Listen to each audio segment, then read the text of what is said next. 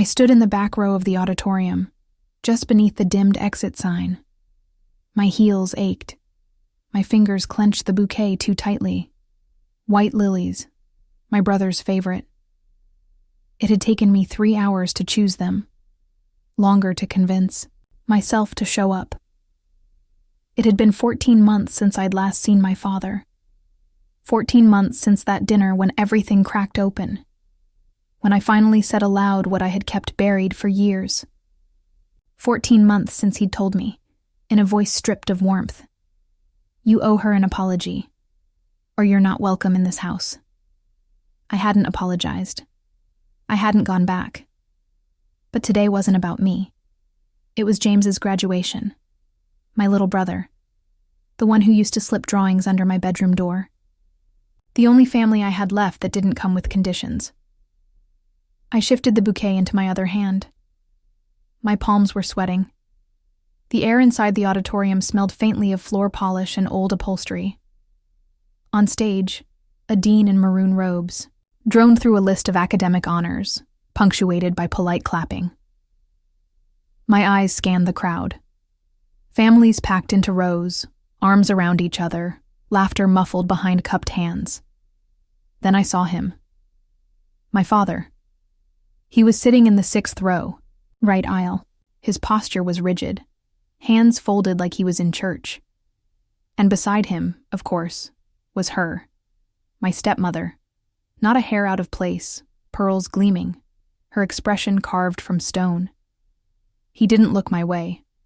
I didn't expect him to. But someone else did. Aunt Julia, my mother's sister, seated 2 rows in front of him, turned and noticed me. Her eyes softened. She gave a small, surprised wave. Her movement drew attention. And then, he saw me. Our eyes met.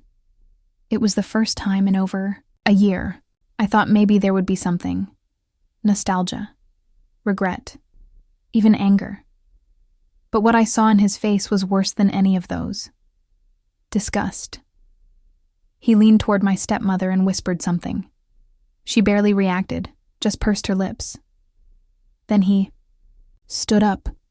He stood up in the middle of the crowd, and with a voice louder than necessary, loud enough to cut through the dean's speech, loud enough to turn heads, he said, "She shouldn't even be here. She was a mistake from the beginning." The air left my lungs like I'd been punched. People turned. A woman beside me audibly gasped. Somewhere closer to the front, someone dropped a program booklet and it slapped against the tile floor like a gunshot. I couldn't move. His words echoed. A mistake. Like I was some typo in the narrative of his life. Not a daughter. Not a person. Just an error. I saw James on the side stage, in his cap and gown, frozen. He heard it. I knew he did. His head turned slightly in our direction, confusion clouding his face. The lilies trembled in my hands. One petal dropped to the floor. No one stopped me as I turned and walked out. The auditorium doors sighed shut behind me with an almost merciful softness. Outside, the air was heavy with spring, the kind that smells like blooming trees and fresh-cut grass. I stood there, bouquet wilting in my grip, breath stuck somewhere, between my ribs and throat. He called me a mistake, after everything I had swallowed. After years of silence and sacrifice and second chances, this was the sum of me in his eyes. Not difficult, not wounded, not even wrong. Just a mistake. I dropped the bouquet into the trash outside the building, watched as the petals folded over, each other like they were bowing out, like even they understood they didn't belong. And then I walked, not toward my car, not toward anyone, just away. My earliest memory of my father is the way his shirt always smelled like cedar and salt, like sawdust and something bracing. After my mother died, I clung to him like he was a life raft, and I was adrift in a sea of silence. I was 9, too old to forget and too young to know what to do with grief. For a while, we were a team. He made pancakes on Saturdays, burnt around the edges but full of effort.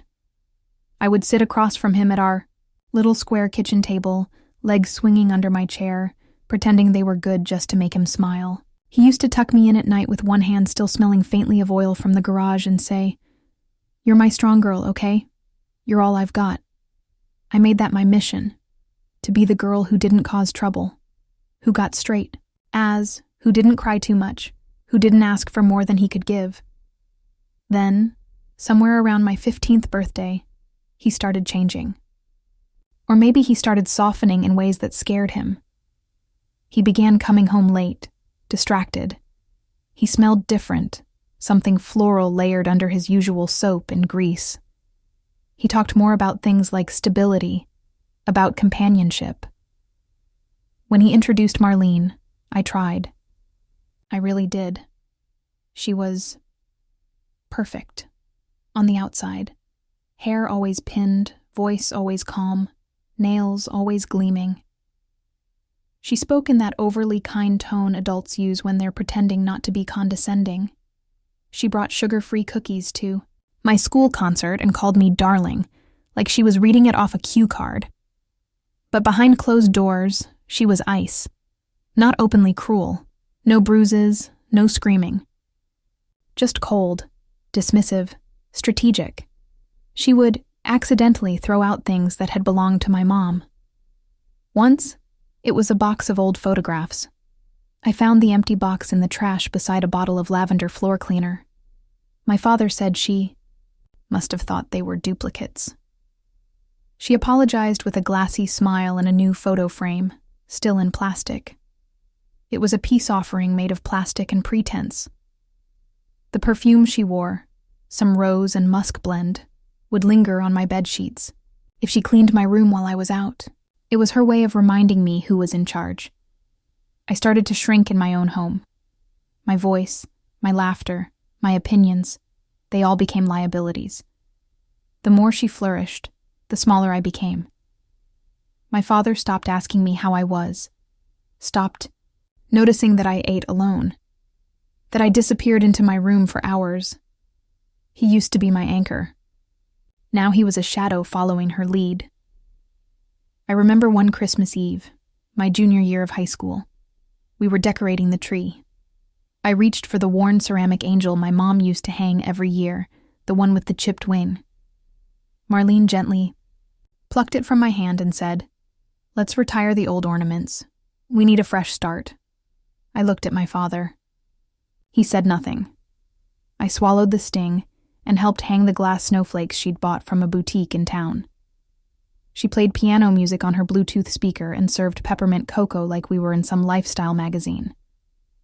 My chest ached, with the weight of all the things I couldn't say. Every time I tried to speak up, about the photos, the passive-aggressive jabs, the dismissals, my father would sigh and say, "She's trying her best.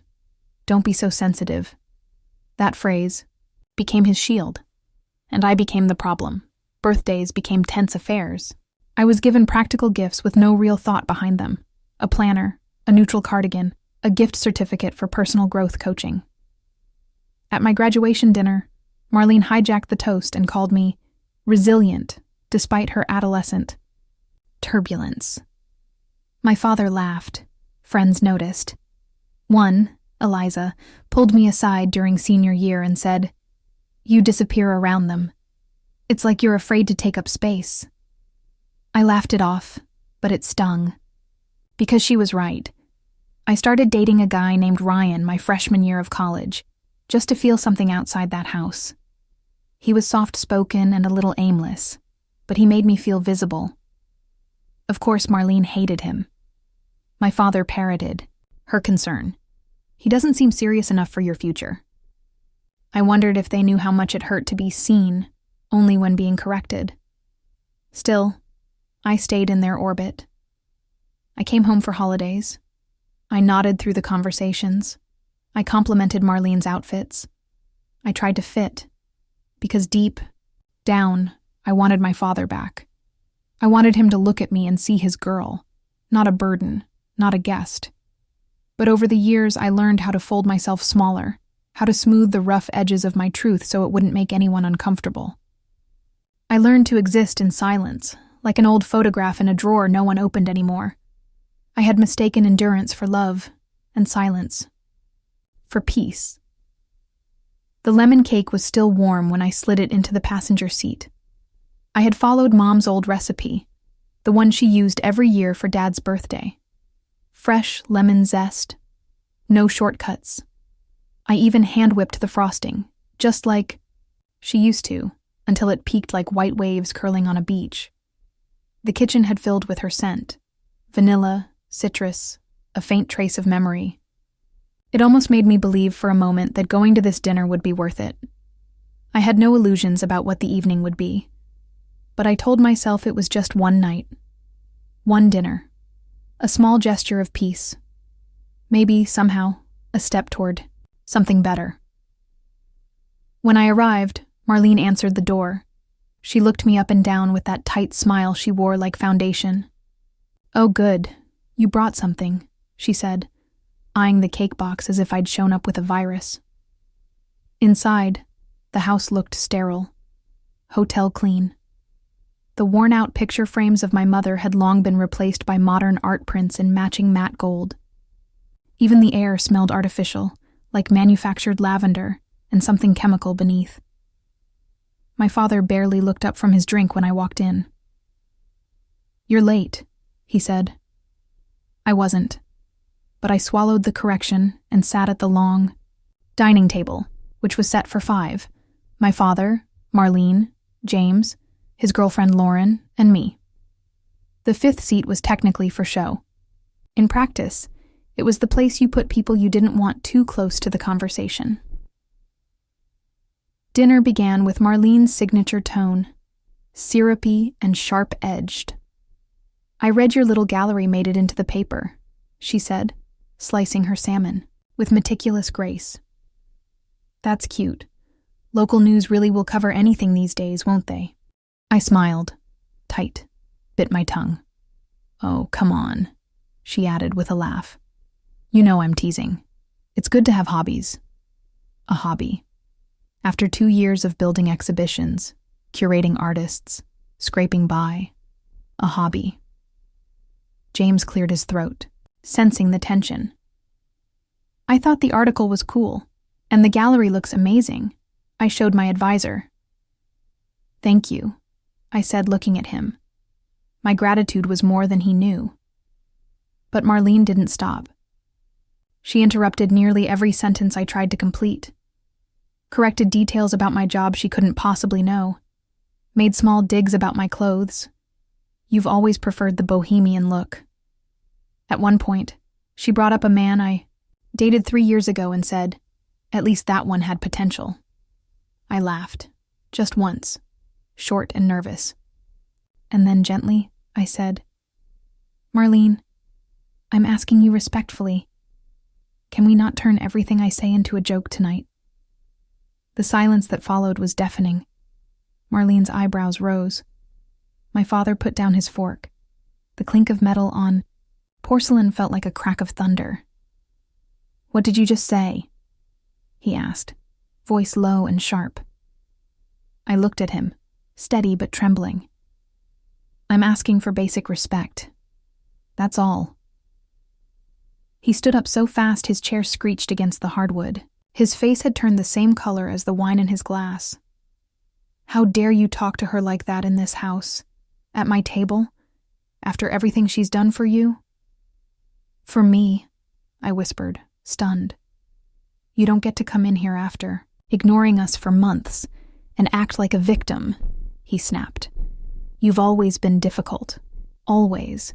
Your mother spoiled you, and you've been impossible ever since she passed." My chest tightened. The lemon cake box on the counter blurred at the edges of my vision. "I'm not trying to cause problems," I said softly.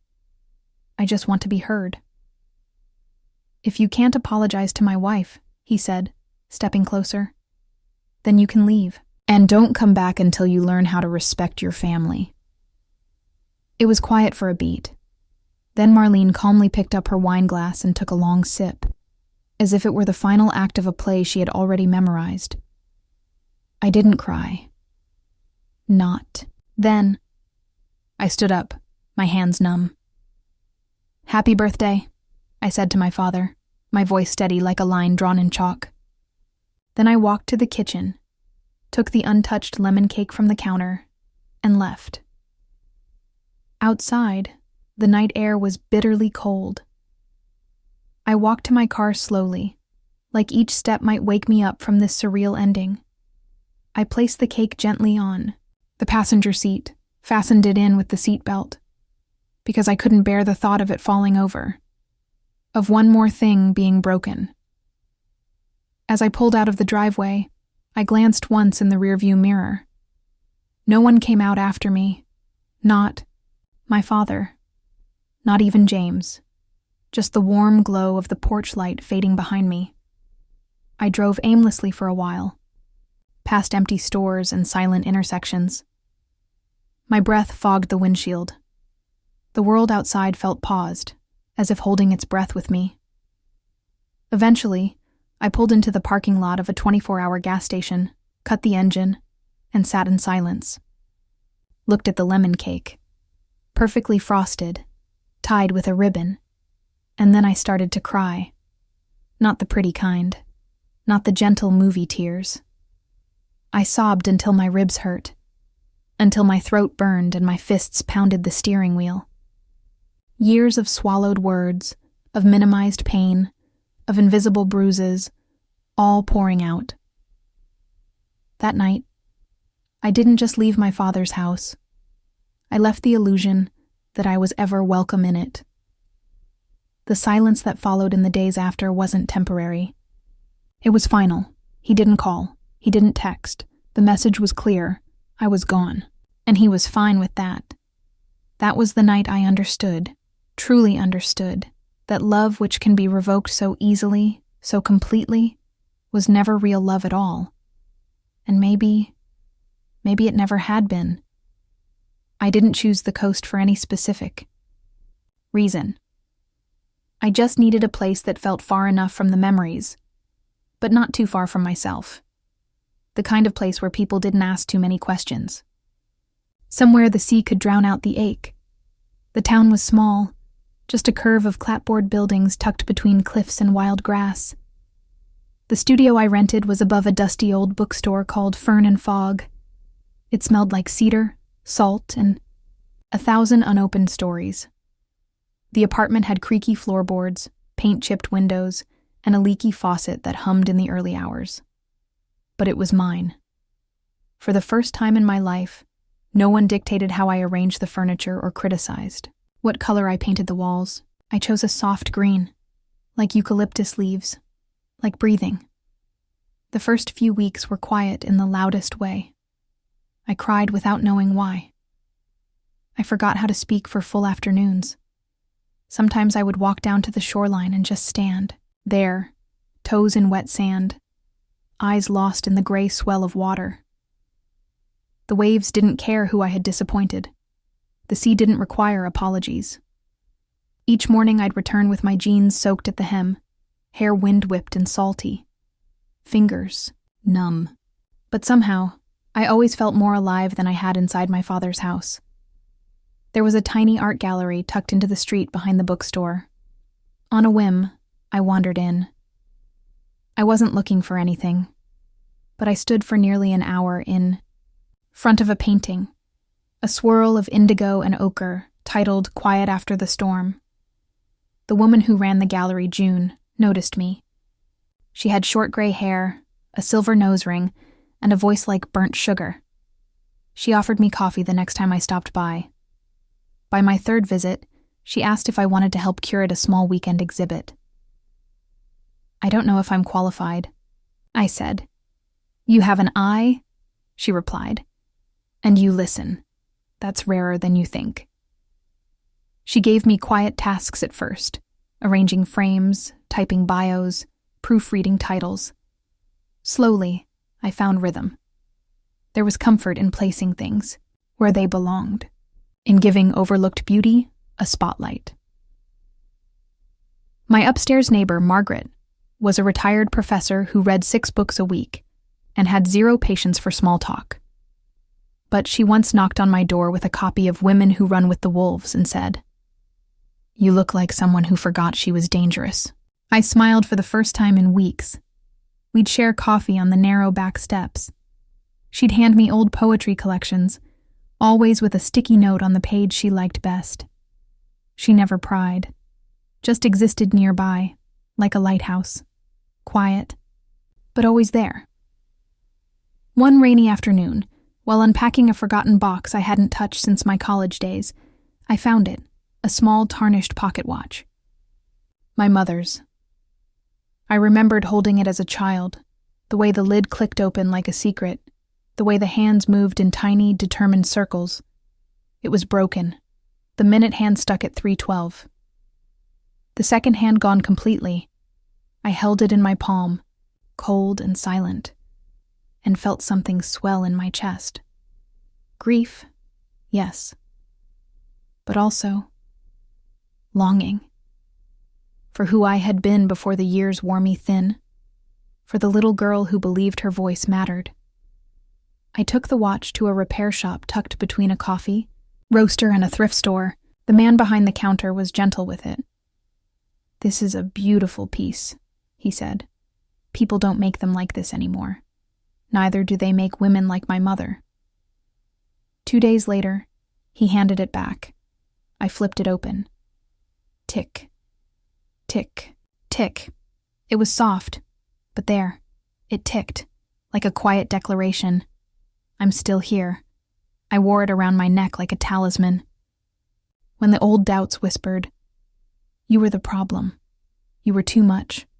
You were never enough," I touched the watch and listened to its heartbeat. I started journaling again. The pages caught everything I couldn't say aloud. I wrote about my mother's laugh, about the lemon cake I never got to share, about the silence in my father's eyes. I began painting too. Nothing polished, just color, texture, emotion.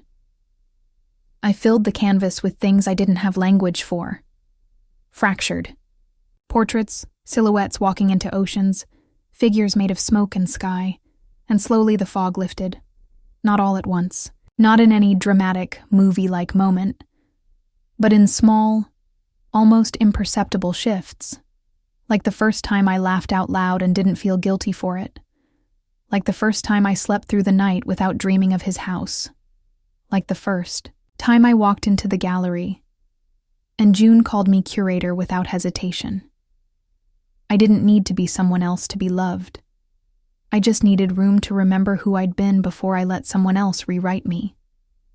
And in this quiet town, above this creaky bookstore, surrounded by art and salt and women who had found themselves in the wreckage, I was learning how to bloom again. It started with a letter I wrote and never mailed. One rainy evening, curled in the corner of my studio beneath a woven blanket, Margaret gifted me. I opened my journal and wrote, "Dear Dad," and then I stopped. The words came slowly at first, shaky and uncertain, like opening a door that hadn't moved in years. But once they came, they didn't stop.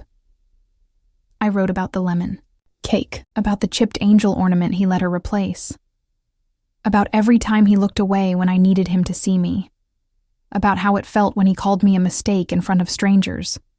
I didn't hold back. I didn't edit myself. I wrote like no one would read it, because no one ever would. After that came the letter to Marlene. It was less of a letter, more of an exorcism. I wrote everything I had swallowed over the years, every passive-aggressive jab, every fake smile, every manipulation, wrapped in civility. I told her how she had starved the air out of that house and replaced it with something sterile and suffocating. Then came the hardest one, a letter to the girl I used to be. I wrote, "You were never too much. You were just too honest for people who couldn't handle the truth. You didn't fail. You survived. And that is not a small thing."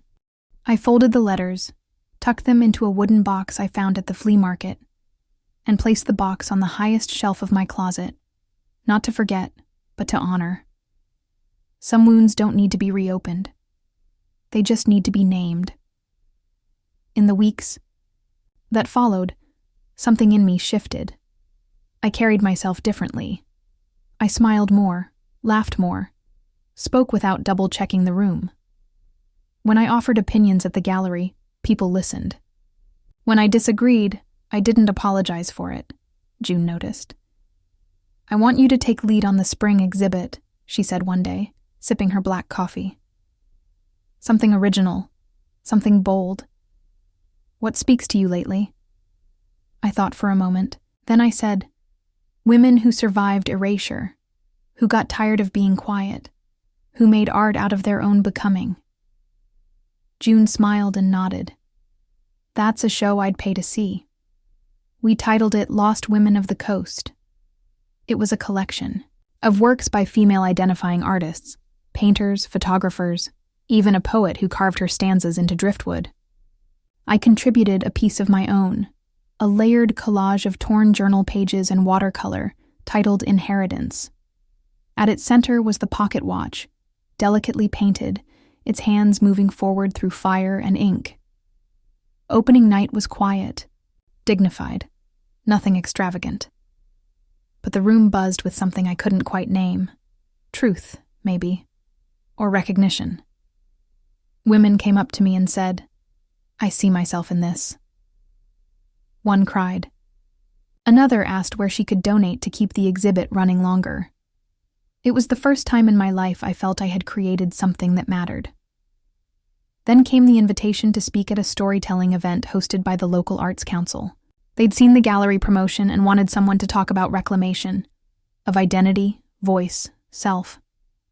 I hesitated. Speaking in public had never been my comfort zone. But something inside me whispered, "You're ready." I used a pseudonym, Elena Gray, and didn't mention names, just told the truth.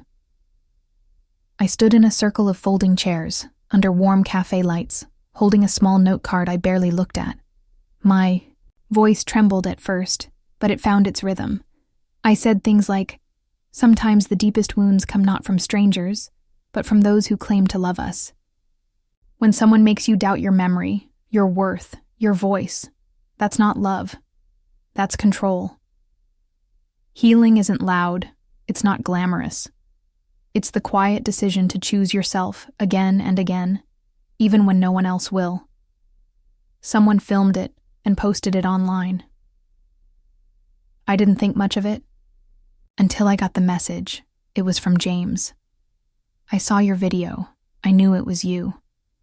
I'm sorry I didn't speak up that night. I was scared. But I should have done better. I miss you." I stared at the screen for a long time. Then I typed, "Thank you. That means more than you know." We exchanged a few messages over the following weeks. Nothing heavy. Just small bridges. He told me he was applying to grad school, that he'd broken up with Lauren, that Dad still refused to talk about me. Still insisted I had overreacted. Still said he wouldn't reach out until I apologized. I read the words without flinching, without tears, because I didn't need his apology anymore. Not for closure, not for peace, not for me. What I needed was already here, in the gallery walls, in the ticking of the pocket watch, in the scent of salt water on my coat, in the woman ID had become when no one was watching. The version of me he never bothered to meet. I hadn't planned on going. The invitation came in the mail, soft cream cardstock with gold foil script, James and Natalie, June 10th, by the lake. I stared at it for a long time, fingers tracing the raised letters, unsure what it meant to feel included in something again. I almost tossed it, almost told myself I was too busy, too far, too past all of it. But then I remembered how James had reached out, the trembling in his voice when he said, "I miss you." And I remembered something Margaret had told me once, when I admitted how terrified I was of seeing my father again. You don't have to go back to be small. Sometimes we return to prove how much we've grown. So, I went. I wore a navy blue dress. Not new, but one that felt like armor. My mother's pocket watch hung on a chain around my neck, ticking against my chest like a compass pointing inward. The ceremony was held at a lakeside lodge, the kind with weathered wood and soft string lights that glowed like fireflies at dusk. People milled about with champagne flutes and polite smiles. Music drifted from hidden speakers, something soft and classical. When I stepped onto the lawn, I felt it immediately. The shift in air. A ripple. Heads turned, whispers fluttered, and then silence. My father stood by the arbor, speaking with some of the groom's family. He looked thinner, slightly grayer, but the moment he saw me, his posture straightened like steel. No smile. No warmth. Just a flicker of surprise quickly buried under disapproval. Marlene turned too. She met my gaze with that same polished civility she wore like perfume. A slight nod. Nothing more. Neither of them came over. And yet I didn't shrink. I walked forward, each step steady. The heels clicked softly against the flagstone path like punctuation. I am here. I am whole. I am not asking. Then I saw James. He broke into a run, literally, and pulled me into a hug so fierce I nearly dropped my clutch. His eyes were glassy. I didn't think you'd come. I wasn't sure I would, I whispered, voice catching. But I'm glad I did. He held me at arm's length, studying me like he was seeing me for the first time. You look like Mom, he said. I nodded. She would have loved this. During the reception, I sat near the back, beside a table of cousins I barely remembered. I made small talk, sipped wine, listened to clinking glasses and choreographed toasts. I was content to stay quiet, to just be a witness. But then the MC approached. James asked if you'd be willing to say a few words, she said, her tone careful. Nothing long, just something from the heart. My first instinct was panic. My second was resistance.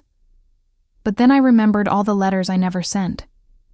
All the words I once swallowed like stones. I rose, walked to the front. The mic was warm from the last speaker. I looked out over the crowd, felt my hands tremble, then stilled them on the base of the podium. And I spoke. I wasn't supposed to speak tonight, I began. But sometimes silence becomes a burden, and stories, well, they're meant to be shared. A hush fell. Even the wind seemed to pause. When I was little, my mom used to say something to me whenever I felt out of place. She'd kneel down, look me in the eyes, and say, "You're not hard to love. You just need the right soil." I smiled faintly, letting the words settle. For a long time, I thought maybe I was too much. Too emotional, too direct, too complicated. And then I tried to become less, quieter, easier, smaller, just to keep the peace. But the more I erased myself, the lonelier I became.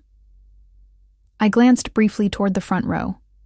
My father sat with arms crossed, his eyes unreadable. Marlene was stiff beside him, lips pursed like paper creased too many times. But the truth is, I continued, voice soft but clear, we are not meant to bloom in soil that chokes us. Sometimes we have to leave in order to become who we were meant to be. I reached for the pocket watch around my neck, held it up briefly. This belonged to my mother. It stopped ticking the year she died. I kept it anyway. A few months ago, I had it repaired. Now it ticks again. Softly, quietly, but always forward. I took a breath. The kind that fills the ribs, stretches the lungs, anchors you in your own skin. I used to believe I was a mistake, I said, finally looking directly at my father. But now I know. I was a miracle you didn't understand. The silence afterward was thick, sacred. And then, applause. Not thunderous, not wild, just warm, steady, kind. James stood, clapped first. Others followed. Even a few guests I didn't know reached for my hand as I returned to my seat. My father didn't move. Marlene whispered something to him. He didn't look at me again. I didn't need him to. Before dessert was served, I slipped out quietly. The wind kissed my skin as I stepped outside, the lake glimmering under the rising moon. I stood there a while, breathing in the scent of pine and memory. A pair of moths danced near the lantern light. Somewhere behind me, laughter floated through the air. But I wasn't part of that world anymore. Not because I wasn't good enough. Because I had built something better. Inside me. Around me. Something real. As I walked toward my car, I heard the faint ticking of the watch against my chest. Each beat a promise. Not revenge, not victory, but peace. And that was everything.